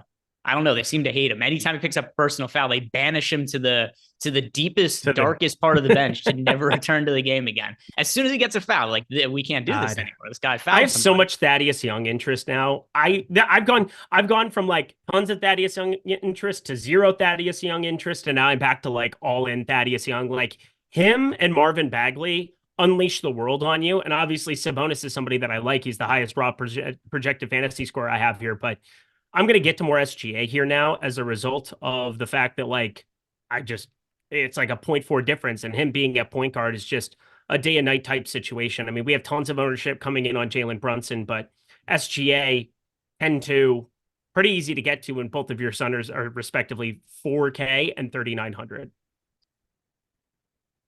Let's see. Next question here. We've got one from R Gravy. And then also, Rich, I'm curious to ask you, now that we have the starting lineup for Toronto officially, what do you make of Gary Trent? I've made my stance clear. I'm coming in underweight to the field on him. I think people should still play him in cash games. He's going to be super popular. He's a very good points per dollar play. My reasoning for being underweight to the field on him is not because I don't think he projects well. It's because I think there's a lot of volatility in his minutes, and with the field playing him 50%, I want to be underneath that number. I'm not going to deny that he should project well, but Rich, what do you make of the Gary Trent situation? What is your level of confidence in his playing time now that he's confirmed starting?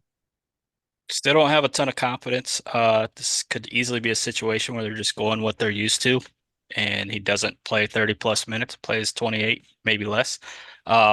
On top of that, Gary Trent is pretty damn scoring dependent to get his fantasy points. There's not much room for peripherals. He does have a little bit of steal upside, but yeah, exactly what you said too. Just based on ownership alone, I'm fine going way under the field. I'll probably be about half of what the field's getting to. All right, so we'll see what happens with Gary Trent. It's not going to feel great when he hits his first 2 threes of the game, and I realize that I'm buried early in the day, but we will see. Eric, do you have a number in mind where you think you're going to land on ownership for yourself for Gary Trent? I will tell you in 10 minutes. Okay. Excuse me. I'm looking at just what else could we be getting there other than center? Because obviously, like, you're playing Marvin Bagley. We all like Mr. Gregory Jackson.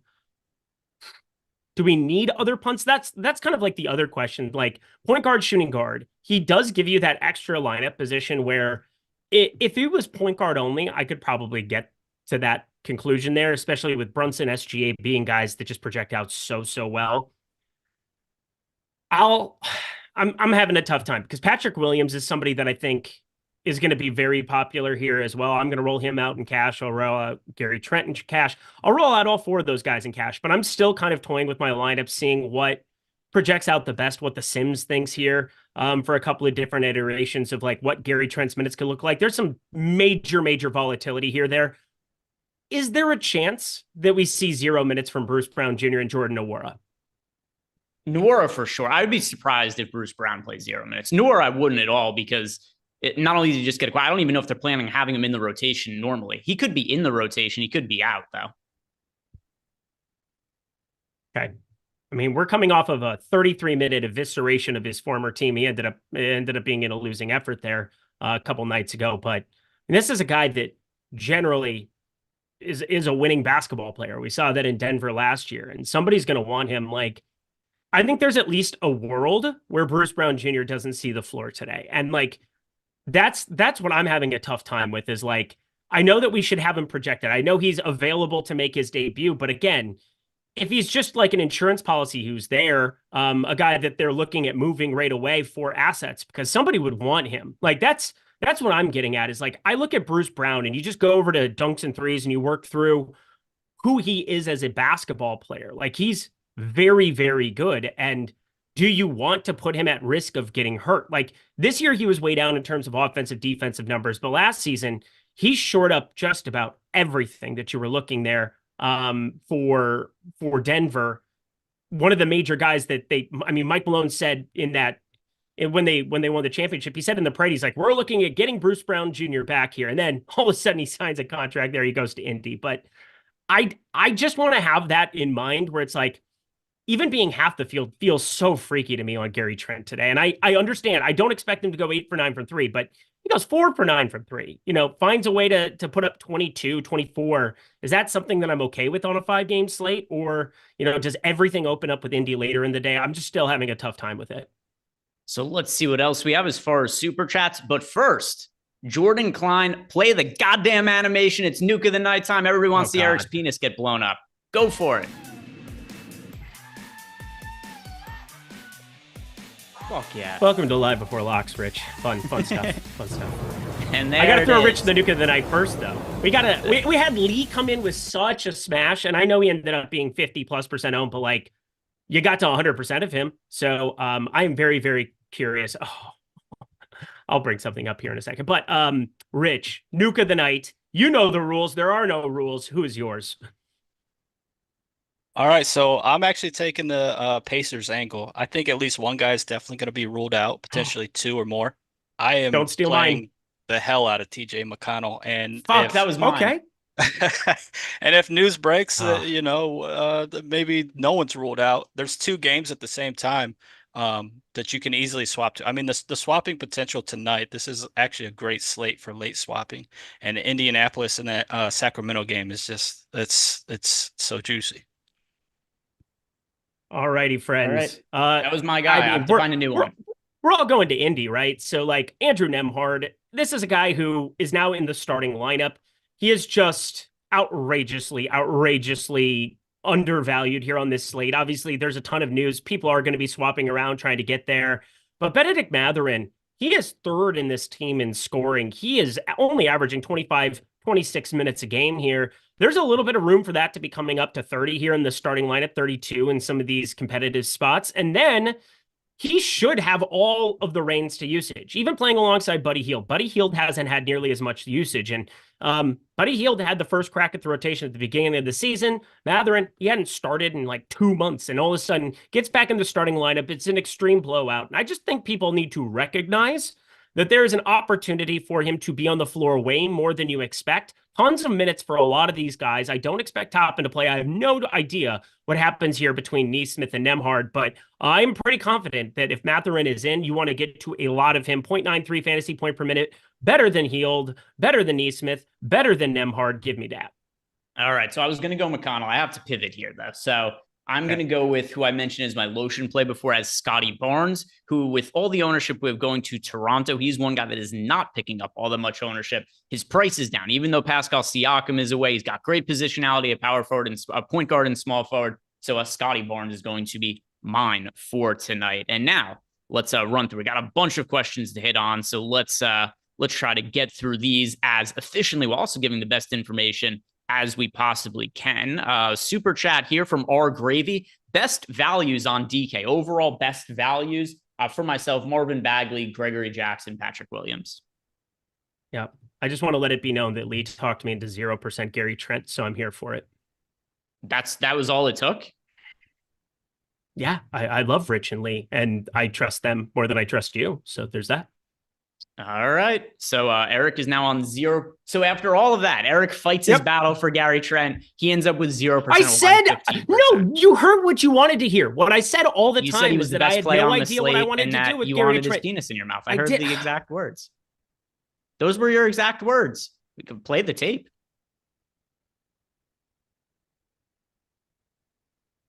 Next super chat here is coming to us from Teddy Wayman. Teddy Wayman wants to know favorite FanDuel player from Utah. It has to be Lauri Markkanen. So Utah's minutes are nearly impossible to predict because this team is on a roll right now. They are running, even really good teams. They're running through everybody kind of out of nowhere. Winners of eight of their last 10. It's just absurd what you're seeing. And some good, really good teams. Like they've beaten off the top of my head, the Clippers, the Nuggets over that stretch. And one ways that they've done it is just they have a very deep team. They're playing everybody like 20 to 24 minutes, other than Lauri Markkanen, who's the one guy we could count on for 30 plus minutes. So it's Markkanen for me. And the rest of the guys, there's upside in some of the individual players, but it's hard to feel good about any of them. So Markkanen. Chad is on one today. I'm just going to throw it out there. You guys, y'all need to find God or something. I don't know what it is. Find your higher power. It'll be all right, doll. How about for you, Markkanen or somebody else? And now I'm trying to get body bagged with from Mike Lawrence. That's never a good feeling. Yeah, I'm with you. I'm just gonna say yes to whatever you just said because you're smart too, and I respect your opinion. See, Eric agrees. There's nothing I've said. He agrees with me. I said nothing incorrect at all. Next question. Yeah, you agree. Everything I said, it's the truth. He doesn't even have to listen. He just knows it to be the truth. Don't like Jake Lindland, DK555, Randall, or wait for late swap opportunities. I think Randall's a really strong option. Randall is actually the pay up option I have the most exposure to on the slate. So I think he's a good guy to go to. Oh, well, good for you. Do you like Julius Randle? Yeah, I do. All right. So Jake Lindland, yeah, Julius Randle. Good choice. Next question is from Pierre. We actually got this super chat before from somebody. We asked Marvin Bagley or Jalen Smith on FanDuel. Marvin Bagley. Yes. Aaron Dyson. Oh boy. He just says, let's get some News God hype. Injury news hero. Yeah, shout out to News God, who's always keeping everybody informed in the Discord chat that we have over at stochastics.com. You got to sign up for any package that we have on the site using one of the links we have. But you get access to our Discord. The most affordable is the lineup generator package, less than $15. It's going to build lineups for you. And you know what's one of the best ways to get that $15, Eric? What is one of the best ways to get that $15, Greg?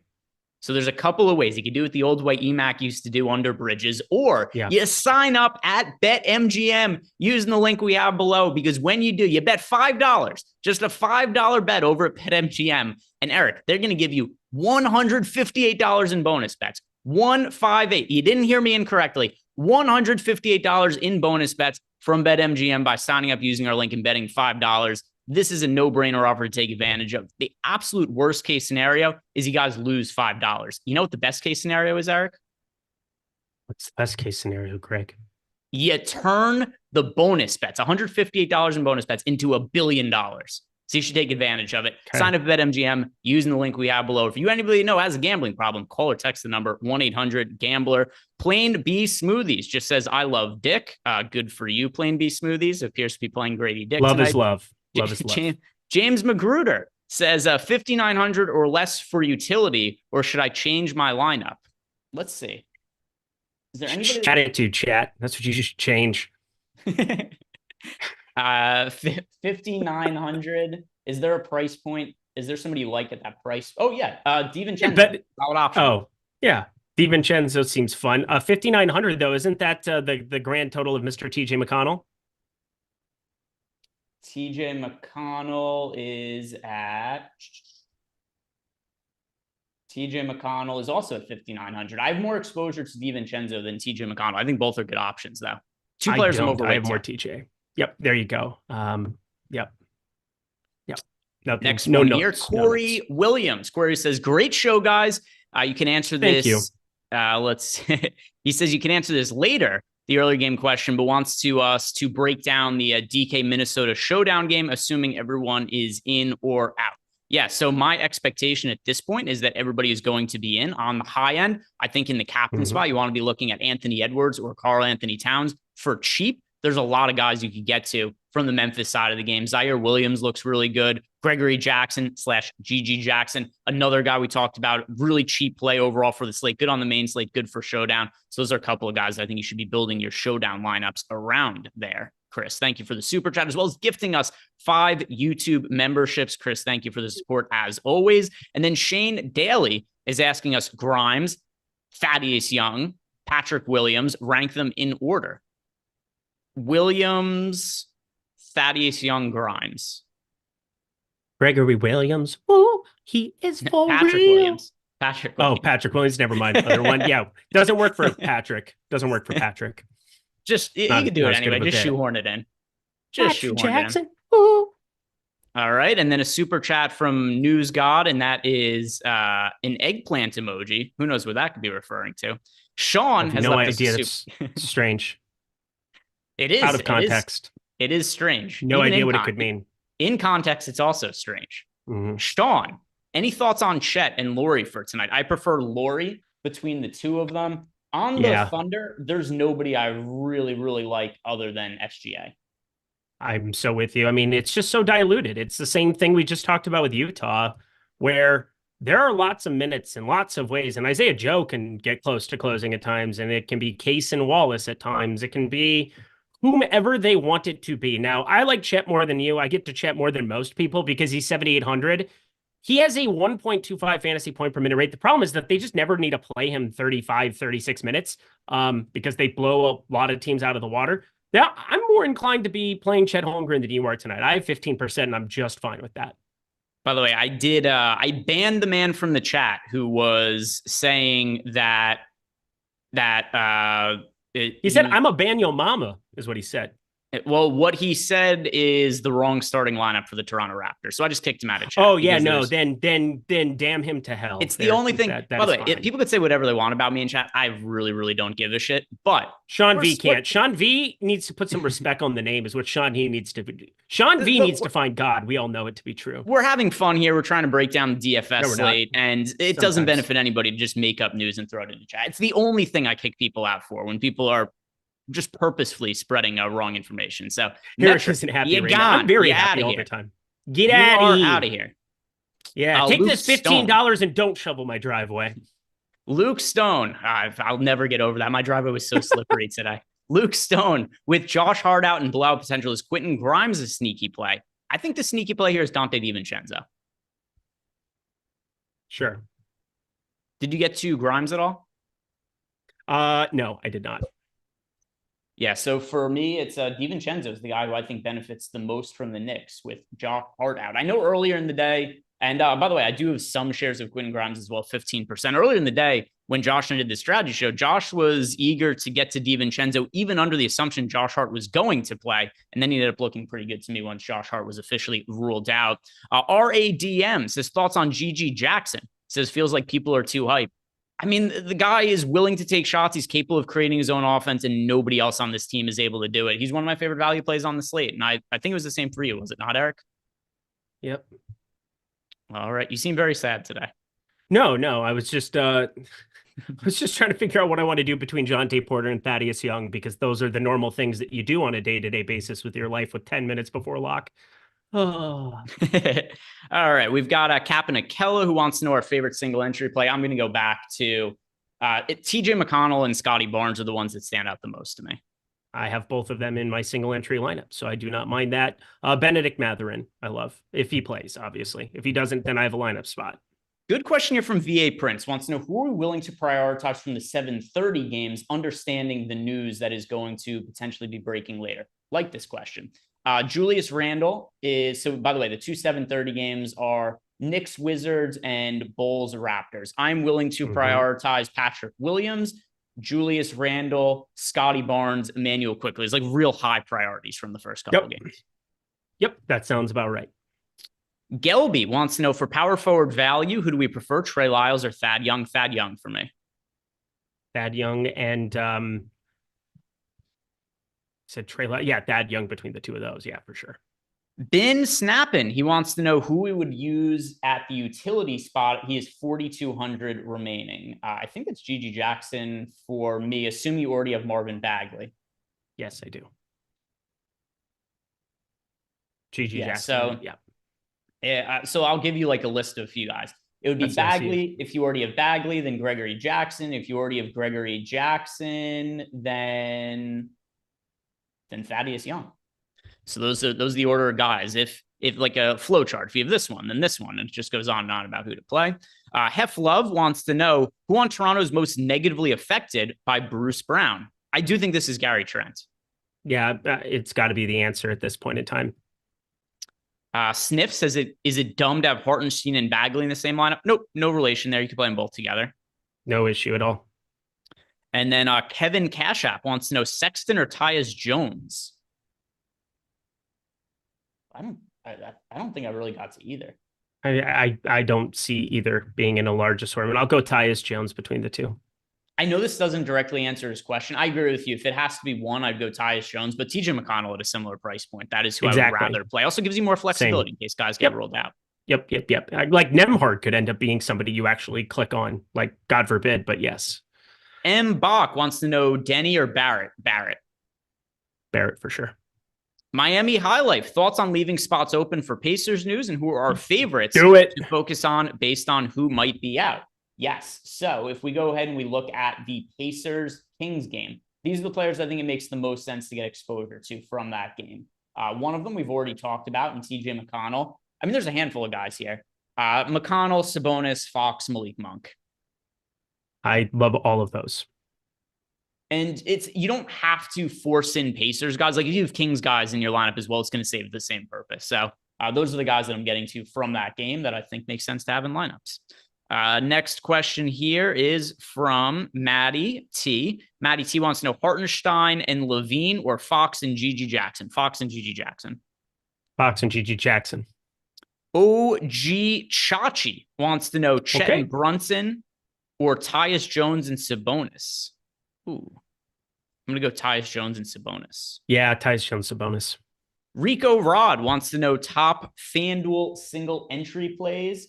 So for overall top FanDuel single entry plays, I'm still going to go with Marvin Bagley. Julius Randle's another one for me. SGA and Scotty Barnes as well. Gigi Jackson is not in play on FanDuel. He's $6,400. Totally different scenario there. Pass. Daniel Buffington has left us a super chat. He wants to know Anthony Edwards or Jalen Brunson. I have more exposure to Brunson tonight. I have more Brunson as well. And sorry, by the way, that not putting as much analysis in this. We have a ton of questions, and I'm just trying to make sure we get to everybody's here. For buddy, you're crushing. Here. You're doing so amazing. I can't tell you what an amazing coworker you are. Thank you, sweetie. Ant 8604 $$ says, do we like Kennard more than Trent? For me, it's neither, really. Like if I have to play one of them, I mean, they're also in way different price ranges, right? What is Luke Kennard Luke Kennard is priced at, isn't he like $1,000 more expensive? Yeah, he's 53. Sounds about right. He's $1,000 more expensive. So it's between the two of them. The answer is Luke Kennard, but I'm also not playing Luke Kennard really on this slate. But between the two, it's Luke Kennard. Just depends what else you're doing with the money. M. Grizzly wants to know how much Bagley do I feel comfortable with getting with the potential Indy news that comes later. So obviously anything could happen. Guy get into foul trouble, could bust, but I'm not getting away from Marvin Bagley today. Like I'm not downgrading my Marvin Bagley exposure to save lineup spots for later. Lord have mercy, I'm about to bust. That's what it made me think of. Yeah, I'm just playing Marvin Bagley. I'll speak for Eric. I'm fairly sure he's doing the same. There you go. Iron Maiden 2 wants us to rank the Wolves' big three. Anthony Edwards, Karl Anthony Towns, Rudy Gobert. How does that make you feel that we got people calling the Wolves the big three here? I'm on the same page, by the way. Edwards, Cat, Gobert.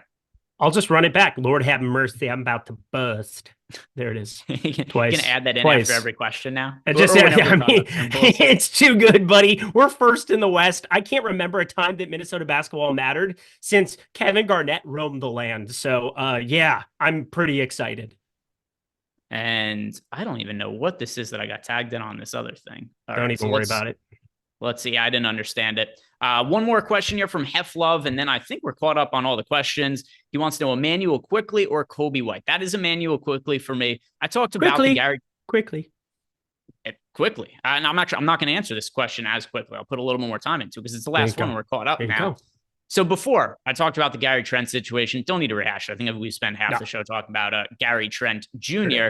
But Emmanuel quickly only played 30 minutes last game, and there was a handful of factors in that. As Eric mentioned, the game was not particularly competitive. It was fairly lopsided. But in addition to that, Gary Trent made almost every single shot he took. He shot 8 of 9 from 3. That get him some extra leash to play north of 30 minutes in that game. Had that not happened and had the game been more competitive, I'm fairly certain that Quickly would have closed the game and would have played more minutes than he ultimately played. So with all those things being in mind, I prefer Emmanuel Quickly to Kobe White. And also one other thing to note is that Kobe White, while he did play just insanely well for a long stretch of time, that's going to regress going forward. Zach LaVine no longer has a minutes restriction. Vooch no longer has a minutes restriction. We've already started to see the scoring come down for Kobe White, and that's reflected as well in his props, because not all that long ago, we saw over-unders. It was like 22, 23 and a half points for Kobe White. Now it's down to 17 and a half points at a lot of books. So I prefer Emmanuel Quickly to Kobe White. How about yourself, Eric? That sounds beautiful. You're so smart. I can't tell you how lucky I am to be on this show.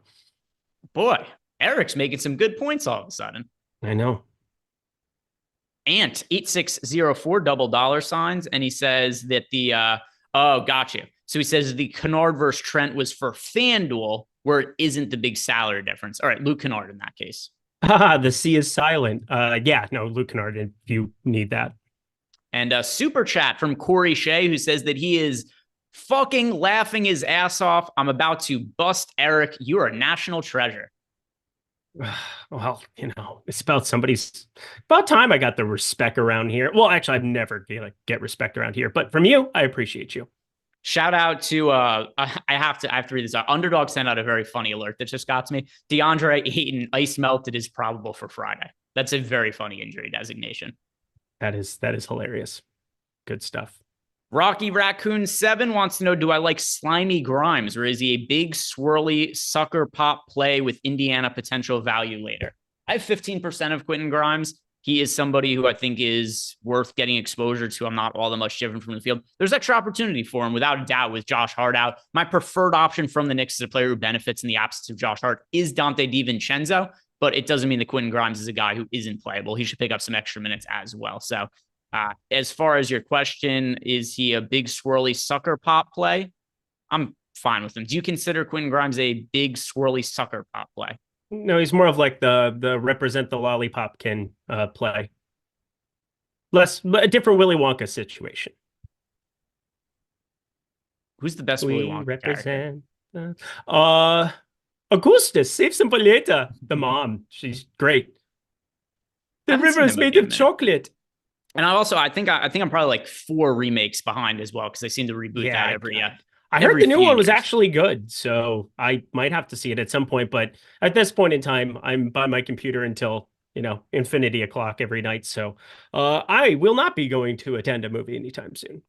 All right, guys, thank you very much for watching. We have reached lock, and what I'm going to be doing after this, because I want to announce this, is I'm going to be recording a video on how to use our MMA Sims tool. There is going to be our MMA Sims tool, which is out on the site, but there's going to be a sale that starts tomorrow for UFC 297. And the very first time I used our MMA Sims tool was last week, Eric. Came in first place in the $3 contest over on DraftKings. So I really like how this is helping me build my MMA lineups. So I'm about to put together a video to show you guys how I use the tool and how to build lineups and all that. So if you guys are interested in playing MMA this week, don't sign up right now. Wait until tomorrow when the sale starts. But just want to let you guys know that is on the horizon. So I'm also going to be doing some additional content for UFC 297, so look out for that tomorrow. But guys, thank you very much for watching. If you haven't done yet, like the video, subscribe to the YouTube channel. Good luck. I'll see you guys tomorrow. Peace out. Lou Dort out. Okay, cool.